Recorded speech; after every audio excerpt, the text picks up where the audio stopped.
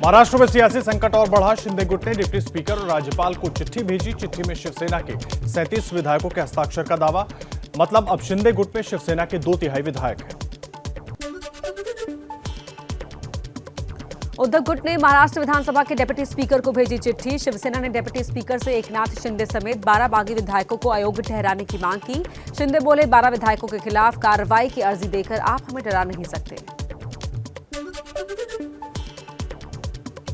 गुवाहाटी में बागी विधायकों ने एकनाथ शिंदे को नेता चुना। बीजेपी का नाम लिए बगैर शिंदे बोले, महाशक्ति हमारे साथ। शिवसेना के 2 और विधायक गुवाहाटी पहुंचे। 2 दिन पहले बागियों को मनाने सूरत गए रविंद्र फाटक ने भी शिंदे कैंप से मिलाया हाथ। अब शिंदे गुट के साथ 46 विधायक। शिवसेना में बगावत पर शरद पवार का बयान। कहा, हम महाअघाड़ी के साथ आखिर तक लड़ाई लड़ेंगे। लेकिन भतीजे अजीत पवार ने टूट के पीछे बीजेपी का हाथ होने से किया इनकार। बगावत के पीछे बीजेपी है सर, क्या आप मानते हैं कि इस बगावत के पीछे बीजेपी का रोल है? अभी तक तो वैसा दिखाई नहीं दिया। आणि ह्याला एकच उदाहरण मी सांगू इच्छितो की आता मी टेलिव्हिजनवर एकनाथ महाराष्ट्र के पूर्व सीएम और बीजेपी नेता देवेंद्र फडणवीस आज दिल्ली आ रहे हैं। पार्टी अध्यक्ष जेपी नड्डा और गृह मंत्री अमित शाह से मुलाकात संभव है। आगे की रणनीति पर ही तय होगी। 2 महीने पहले स्टेट इंटेलिजेंस ब्यूरो ने एमवीए को खास तौर पर सीएम और गृह मंत्रालय को सूचना दी थी कि शिवसेना के 10 से 12 विधायक सरकार से बगावत कर सकते हैं। हालांकि सीधे तौर पर एकनाथ शिंदे का जिक्र नहीं था। एबीपी रिपोर्टर जितेंद्र दीक्षित के सवाल, क्या इस बगावत के पीछे बीजेपी का हाथ है? पर अजीत पवार ने कहा, हमें ऐसा नहीं लगा। महाराष्ट्र में राजनीतिक उठापटक पर कांग्रेस की बीजेपी को चुनौती। प्रदेश अध्यक्ष नाना पटोले ने कहा, बीजेपी अविश्वास प्रस्ताव लेकर आए, हम महाविकास अघाड़ी के साथ खड़े हैं। महाराष्ट्र में महाविकास अघाड़ी की सरकार आज भी मजबूत है और कांग्रेस पूरे ताकत के साथ उद्धव ठाकरे जी के साथ। बीजेपी महासचिव कैलाश विजयवर्गीय ने महाराष्ट्र संकट के लिए संजय राउत को ठहराया जिम्मेदार। कहा, राउत के अहंकार की वजह से ही ये सब हुआ। मनी लॉन्ड्रिंग केस में महाराष्ट्र के परिवहन मंत्री अनिल परब को आज भी ईडी ने पूछताछ के लिए बुलाया। कल भी ईडी ने 6 घंटे तक पूछताछ की थी। राष्ट्रपति पद के लिए एनडीए की घोषित उम्मीदवार द्रौपदी मुर्मू आज नामांकन करेंगी। मुर्मू आज दोपहर 12:30 बजे नॉमिनेशन फाइल करेंगी। इस दौरान प्रधानमंत्री मोदी, अमित शाह, रक्षा मंत्री राजनाथ सिंह, जेपी नड्डा सहित एनडीए के घटक दलों के वरिष्ठ नेता भी उनके साथ मौजूद होंगे। जगनमोहन रेड्डी भी होंगे शामिल। अग्निपथ योजना के तहत वायुसेना के लिए चयन प्रक्रिया आज से शुरू होगी। अग्निपथ योजना के खिलाफ संयुक्त किसान मोर्चा आज देश भर में प्रदर्शन करेगा।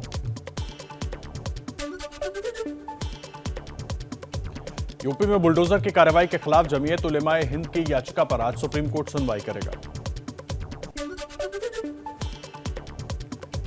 पैगंबर मोहम्मद पर नूपुर शर्मा की विवादित टिप्पणी के विरोध में आज कश्मीर बंद बुलाया गया। विरोध प्रदर्शन की आशंका के चलते पुराने शहर में सुरक्षा बढ़ा दी गई है। जामिया मस्जिद में एक बार फिर जुमे की नमाज पर प्रतिबंध रहेगा। आज से बिहार विधानमंडल का मानसून सत्र शुरू हो रहा है। 30 जून तक चलेगा सत्र। कुल 5 बैठकें होंगी। कानून व्यवस्था पर सरकार को विपक्ष घेरेगा। केंद्र सरकार की अग्निपथ योजना पर विपक्षी दल सदन में मुद्दा उठा सकते हैं। दिल्ली हाईकोर्ट कार्ति चिदम्बरम की अग्रिम जमानत याचिका पर आज सुनवाई करेगा। निचली अदालत ने कार्ति की अग्रिम जमानत याचिका खारिज कर दी है। कार्ति और अन्य के खिलाफ 2011 में 263 चीनी नागरिकों को वीजा जारी करने से संबंधित कथित घोटाले का आरोप है। गलवान घाटी की हिंसा के 2 साल के बाद पूर्वी लद्दाख में भारतीय सेना एक खास एक्सरसाइज कर रही है। समघट नाम की एक्सरसाइज बिना हथियारों के की जा रही है। भारत की 4 मार्शल आर्ट्स को मिलाकर इस अनआर्म्ड कॉम्बैट एक्सरसाइज को भारतीय सैनिक कर रहे हैं। पंजाब के पूर्व डीजीपी दिनकर गुप्ता बने एनआईए चीफ। मार्च 2024 तक पद पर रहेंगे। चन्नी सरकार ने गुप्ता को पद से हटाया था। दिल्ली से रामायण यात्रा के नाम से चली भारत गौरव एक्सप्रेस देर रात गोरखपुर पहुंची। अब ट्रेन जनकपुर के साथ देश के अन्य महत्वपूर्ण स्थलों की यात्रा कराते हुए साउथ के धार्मिक स्थलों की ओर बढ़ जाएगी। 18 दिन के इस पैकेज के लिए श्रद्धालुओं को महज 62,000 रुपए का भुगतान करना होगा। चीन में 14वां ब्रिक्स वर्चुअल समिट शुरू। प्रधानमंत्री नरेंद्र मोदी ने रूस के राष्ट्रपति व्लादिमीर पुतिन, चीनी राष्ट्रपति शी जिनपिंग समेत 4 देशों के प्रमुखों के साथ साझा किया मंच। ब्रिक्स वर्चुअल समिट में पीएम मोदी ने कहा, आपसी सहयोग से कई क्षेत्रों में हमारे नागरिकों को सीधा लाभ मिल रहा है। इस समिट के बाद ब्रिक्स संबंधों को और मजबूत करने के कई सुझाव निकलेंगे। सिद्धू मूसेवाला की हत्या पर गैंगस्टर लॉरेंस बिश्नोई का दिल्ली पुलिस में कबूलनामा। सूत्रों के मुताबिक 8 लाख में बुलंदशहर से खरीदी गई थी AK-47। हत्या की योजना पिछले साल शुरू हुई थी। सिद्धू मूसेवाला हत्याकांड में बलदेव उर्फ निकू को गिरफ्तार किया। हत्या से पहले रेकी करने के लिए केकड़ा के साथ गया था। अब तक 13 लोगों को गिरफ्तार किया गया। मराठी अभिनेत्री केतकी चितले को ठाणे जेल से मिली बेल। केतकी को शरद पवार के खिलाफ फेसबुक पर कथित रूप से अपमानजनक पोस्ट शेयर करने के आरोप में 15 मई को अरेस्ट किया गया था। कानपुर देहात में भाइयों ने अपने सगे दिव्यांग भाई को पीट कर उतारा मौत के घाट। शराब के नशे में हत्या को अंजाम दिया गया। हत्या के बाद आरोपी भाई फरार, पुलिस तलाश में जुटी। मुख्यमंत्री योगी आदित्यनाथ को यूपी चुनाव के पहले बम से उड़ाने की धमकी देने वाले आरोपी सोनू को गोरखपुर पुलिस ने गिरफ्तार किया। सोनू भीम आर्मी का नेता है और लेडी डॉन के नाम से ट्विटर अकाउंट चलाता रहा है। इसी ट्विटर हैंडल से ही उसने मुख्यमंत्री योगी को बम से उड़ाने की धमकी दी थी। बिहार के हाजीपुर में कबाड़ी वाले की बेरहमी से पहले पिटाई, बाद में पुलिस की देखरेख में हुई शादी। अपनी प्रेमिका से मिलने गया था चोर समझकर घर वालों ने पीटा, बाद में हुआ प्रेम प्रसंग का खुलासा। दिल्ली में हनी ट्रैप का खुलासा, 3 आरोपी गिरफ्तार। आरोपी महिला की तलाश जारी। फेसबुक पर दोस्ती कर कई लोगों को होटल में बुलाता था। गिरोह बाद में नकली पुलिस बनकर छापेमारी कर पैसे ऐंठने का काम करता था। उत्तराखंड के रुद्रप्रयाग में मंदाकिनी नदी में फंसा युवक। एसडीआरएफ टीम की तत्परता से बची जान। करीब 4 घंटे तक फंसा रहा युवक। असम में बाढ़ बारिश का कहर, पिछले 24 घंटे में 7 लोगों की मौत हो चुकी है। अब तक कुल 107 लोगों की मौत हो चुकी है। बाढ़ में 90 और भूस्खलन में 17 लोगों की जिंदगी जा चुकी है, जबकि 32 जिलों में 55 लाख लोग इससे प्रभावित हुए।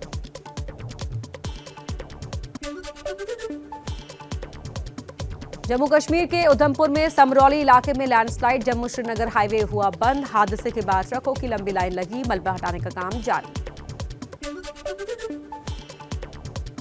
असम के कामरूप में बाढ़ में डूब रहे शख्स का एनडीआरएफ की टीम ने किया रेस्क्यू।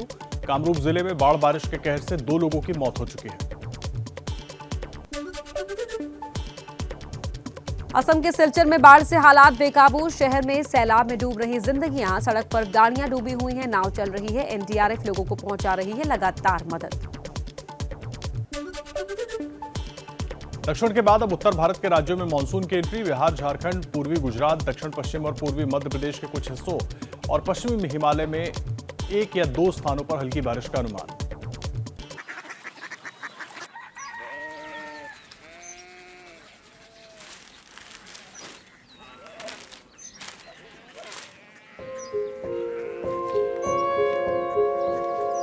बाबा बाबा Korea city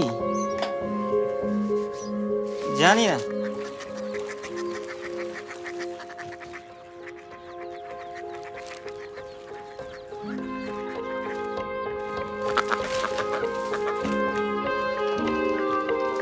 Korea city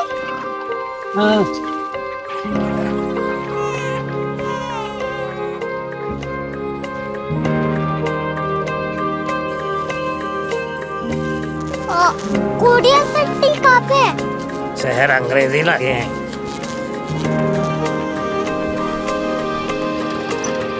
Korea city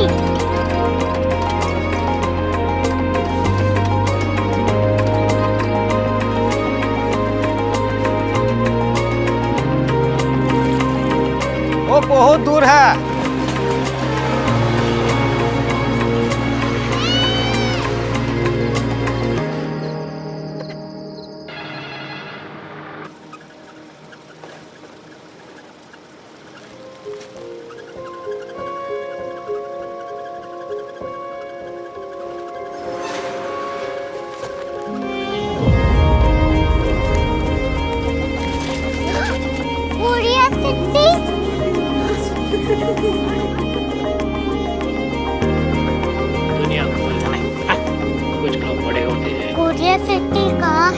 professor साहब को पता होगा। हो, ये छोटा वाला ग्लोब लगता है और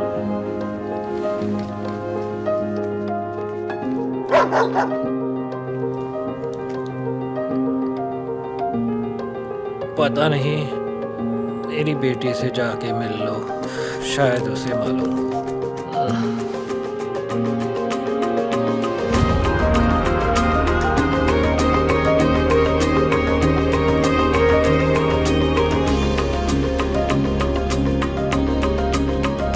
हाय, बाबा ने भेजा है। Come here. Korea city. Korea city नहीं, क्यूरियोसिटी। वो क्या? That's what brought you here? जो तुम्हें यहाँ तक ले आया। क्यूरियोसिटी।